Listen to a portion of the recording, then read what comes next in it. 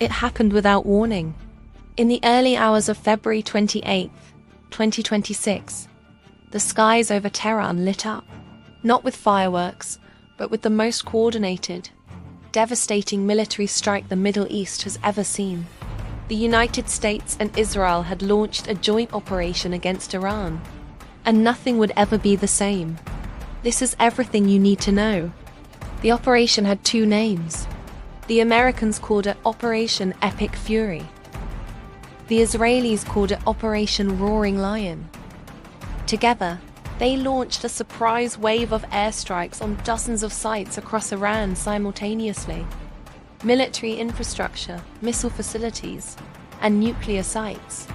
Within hours, Iran's supreme leader, Ali Khamenei, the man who had ruled Iran for over 35 years, was dead. He was killed in a strike on the Leadership House compound in Tehran. His son, Mojtaba, survived, injured but alive. By early March 1st, the world already knew. To understand why this happened, you have to rewind. 2024 saw the first direct missile exchanges. By early 2026, Iran was at its lowest point in decades. A collapsing economy, a currency in freefall. Massive street protests erupted. The US Treasury Secretary admitted Washington had engineered a dollar shortage to crash the Iranian rial. By March 10th, US Central Command reported strikes on more than 5,000 targets. Iran's parliament building was hit. The state broadcaster's headquarters was destroyed. The human cost? Devastating. Over 1,300 civilians dead, with 17,000 injured. The UN reported up to 3.2 million people displaced. UNESCO raised alarm over damage to the Golestan Palace after a strike hit nearby Arg Square. Iran did not go quietly.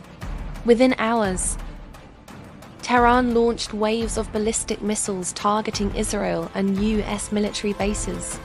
Israel's Iron Dome and American missile defense systems intercepted the majority, but not all.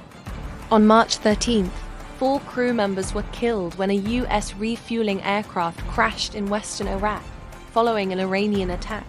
Then came the move that threatened the entire global economy. Iran began laying mines in the Strait of Hormuz. Global oil markets panicked. The IEA released a record 400 million barrels of crude oil reserves, just to keep prices from spiraling. With Khamenei gone, Mojtaba Khamenei, the dead supreme leader's son, was named as the new supreme leader. Iranian President Masoud Pezeshkian went public with conditions for ending the war. International recognition and reparations. No deal has been reached. The conflict has spread. Hezbollah launched missiles at Israel. The Lebanese death toll has reached at least 687. Including 98 children. The UN experts characterized certain strikes as potential war crimes. The US defended its actions under Article 51, the right to self-defense. It has been 14 days since the first bombs fell. Thousands are injured. Millions are displaced. And there is no ceasefire in sight. This is the most consequential military conflict of the 21st century. Subscribe to stay informed. What do you think comes next?